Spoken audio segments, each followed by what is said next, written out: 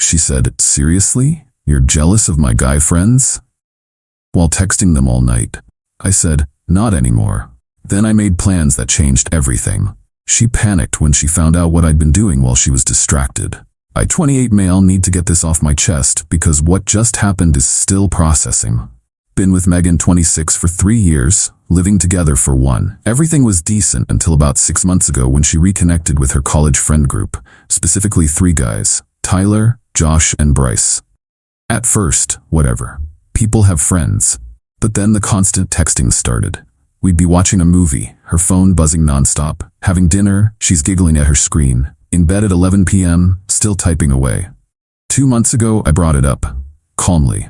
Just said the constant phone stuff was getting a bit much. Her response? "Seriously? You're jealous of my guy friends? That's so controlling. They're just friends." The way she said controlling hit different. Like I was some possessive weirdo for wanting my girlfriend's attention during our limited time together. I work in logistics, pulling 50-hour weeks. She works remote marketing, makes her own hours. After that conversation, it got worse, like she was proving a point. Wednesday game nights with them, Saturday brunches, random Tuesday afternoon hangouts. Always invited me if I wanted, but in that tone that meant, please don't actually come. The breaking point? 3 weeks ago. My company announced they were opening a new distribution center 2 states away. Management positions available. My boss pulled me aside, said I was their top pick for operations manager. Huge opportunity, 40% pay bump, full relocation package. Came home excited to discuss it with Megan. Found her on the couch, FaceTiming Tyler about some inside joke from college. Waited 20 minutes. She never even looked up. That's when I said it. "Not anymore." She finally glanced over. "What? You asked if I was jealous of your guy friends?" I said, "Not anymore." She laughed. Actually laughed. "Good. Growth. See? Wasn't that hard?" "Yeah, growth, that's what we'll call it." I accepted the position that night, didn't mention it. Started making plans, set up apartment viewings for my next days off. Researched the area, got everything lined up. Meanwhile, Megan kept doing her thing. Tyler needed relationship advice, daily. Josh was having work drama, required immediate attention. Bryce was planning a trip, and she was helping research for hours. Our apartment lease was month to month. I gave notice last week.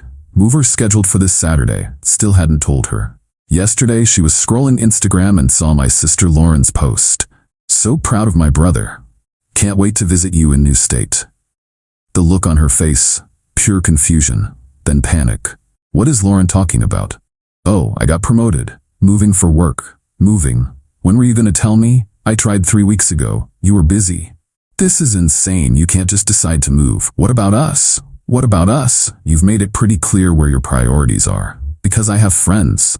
"Because you have friends who get 90% of your attention while I get the leftover 10%. And that's being generous." She grabbed her phone, I swear to God, and started texting someone. Mid-argument. That's when I knew I'd made the right choice. "Are you seriously texting right now? I need advice. This is crazy." "From Tyler, Josh, Bryce. They understand me." "Cool. Maybe one of them has a couch you can crash on." "The apartment's in my name. Always has been." I'd already arranged with the landlord. I'm breaking the lease, paying the penalty. She has 30 days to vacate or take over the lease herself. She's currently at her friend Kayla's, blowing up my phone. 73 texts since yesterday. Haven't read them. Too busy packing. Moving truck comes in 72 hours. Update 1. Holy crap, this escalated. Thanks for all the support on my first post. Needed that validation to bah. So Megan came back yesterday afternoon while I was bubble wrapping kitchen stuff. Full waterworks mode. But get this. Tyler was with her for emotional support. I cannot make this up.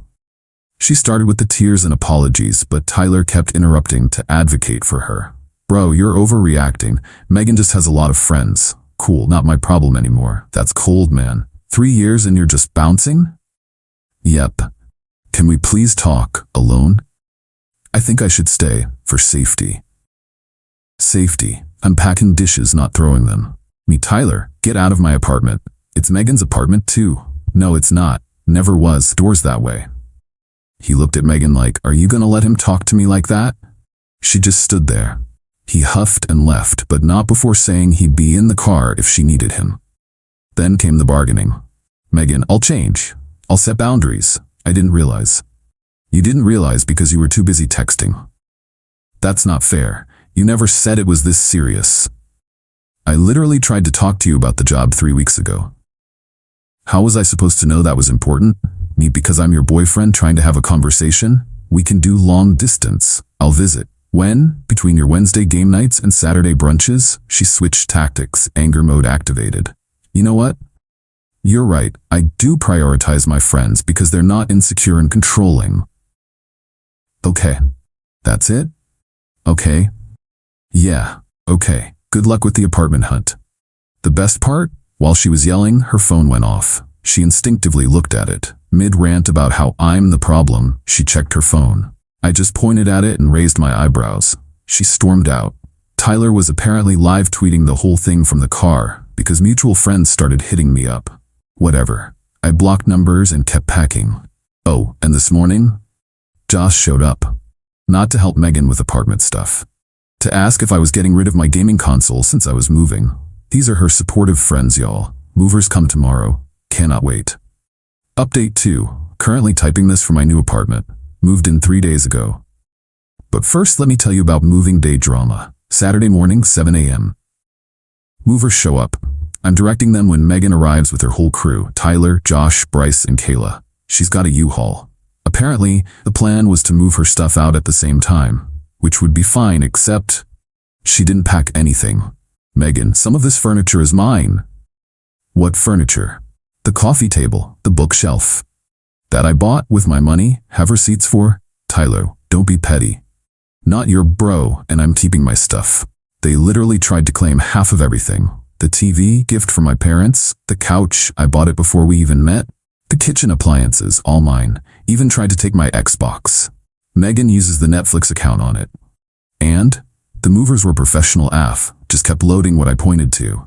Megan's crew started getting aggressive, trying to block the movers. That's when Bryce made a crucial mistake. Come on, man. She gave you 3 good years. She deserves something. Gave me? Gave me? Even Megan looked embarrassed. Me. She gave me 3 years of being a third wheel in my own relationship. But hey, she's all yours now, boys. Have fun with those game nights. Kayla piped up. You'll regret this when you're alone in New State. I'd rather be alone than ignored. But here's where it gets good. While they were arguing with me, the movers finished loading everything. I did a final walkthrough, dropped the keys with the building manager, who was watching this whole circus, and went to get in the moving truck. That's when Megan played her last card. Megan, wait, I love you. First time she'd said it in 6 months. You know when the last time was? When I surprised her with concert tickets for a band she liked. No, you love the lifestyle I provided. Big difference. Got in the truck and left. In my rearview mirror, I saw her crying while the 3 musketeers tried to comfort her. Felt like a movie scene, NGL. The drive to New State was therapeutic. 8 hours of podcasts and peace. No constant notification sounds. No competing for attention. Just quiet.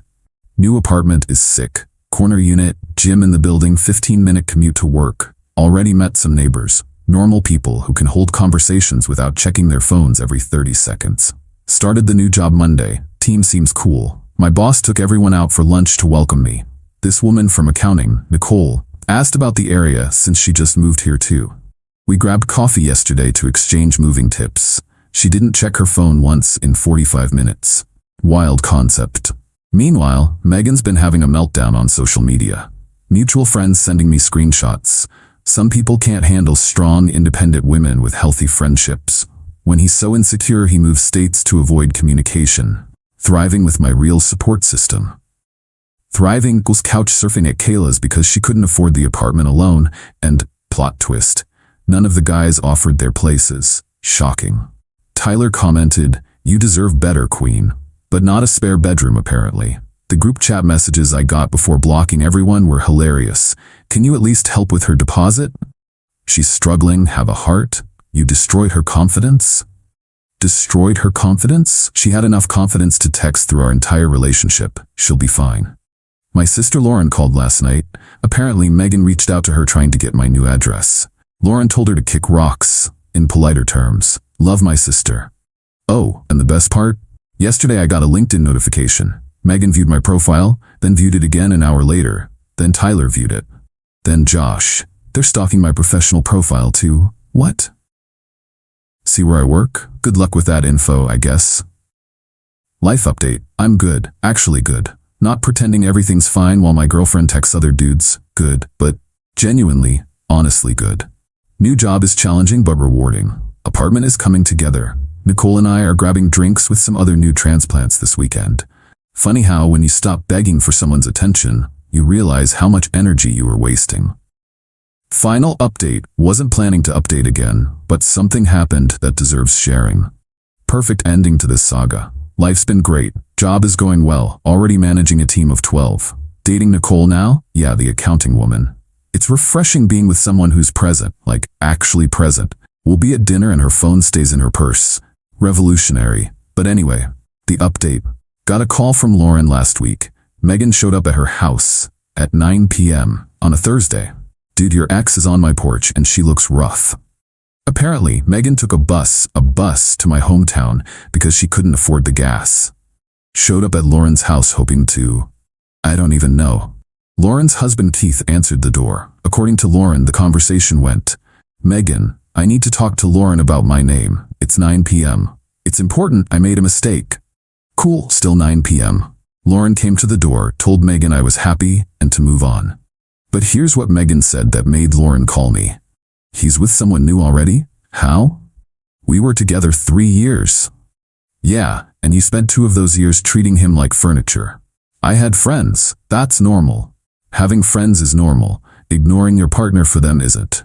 Then came the breakdown. Full sob fest on Lauren's porch about how she can't afford an apartment alone. Kayla kicked her out after a month.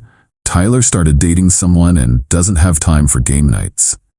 Josh and Bryce only hit her up when they need something. Her job cut her hours because she kept missing meetings to help friends with emergencies. The lack of self-awareness is stunning.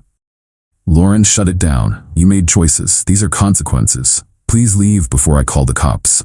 Megan left, but not before asking if Lauren could just give her my number to apologize properly. Lauren, girl, no. Bye. But that's not the wildest part. Yesterday I got an email. To my work email. How did she even get it? The subject line, please read important information. I almost deleted it, but curiosity won. It was a 5-page essay about how she's been in therapy for 2 weeks, how she realizes she has attention distribution issues, how her friends were taking advantage of her giving nature, how I was the only one who truly cared, how she's ready to move to new state and start fresh. The audacity. She really thought she could email me at work talking about moving here? The last paragraph. I know I hurt you, but we had something special. Tyler, Josh, and Bryce were just distractions from my fear of intimacy. I see that now. I'm ready to be the girlfriend you deserved. Please don't throw away 3 years because of my mistakes. I forwarded it to Nicole. We laughed about it over wine, and then sent a 2-line reply. Please don't contact me again. I wish you the best. Then I had IT block her email domain. She tried one more time through LinkedIn with a connection request. The message, I see you're doing well. I'm proud of you. Maybe we could grab coffee and catch up? Catch up? Ma'am, this isn't a high school reunion. You chose texting over talking for 2 years. We're caught up enough, blocked, and reported. The funniest part? One of my old coworkers still follows her on Instagram. Sent me her latest post. Learning to love myself and not rely on others for happiness. Growth isn't easy, but it's necessary. With a selfie at what looks like Kayla's apartment again. So much for that independence. Tyler commented, so proud of your journey. But still no spare bedroom offered, LMAO. Look, I'm not celebrating her struggling, but I'm also not responsible for someone who couldn't look up from her phone long enough to notice her partner was drowning. She wanted to be left alone with her friends. I obliged, permanently. Nicole met my parents last weekend. My mom said, it's nice to see you with someone who looks at you when you're talking. Even my mom noticed. Life lesson. When someone shows you their priorities, believe them. And when they panic because you're no longer an option, that's not love. That's convenience, looking for a parking spot. I'm done updating about this. Megan's in my past where she wanted to be when she was too busy texting to notice the present. To everyone in similar situations, you deserve someone who chooses you, not as a backup plan, not as a stability provider, but as their actual priority. Now, if you'll excuse me, Nicole and I have dinner reservations and neither of us will be checking our phones.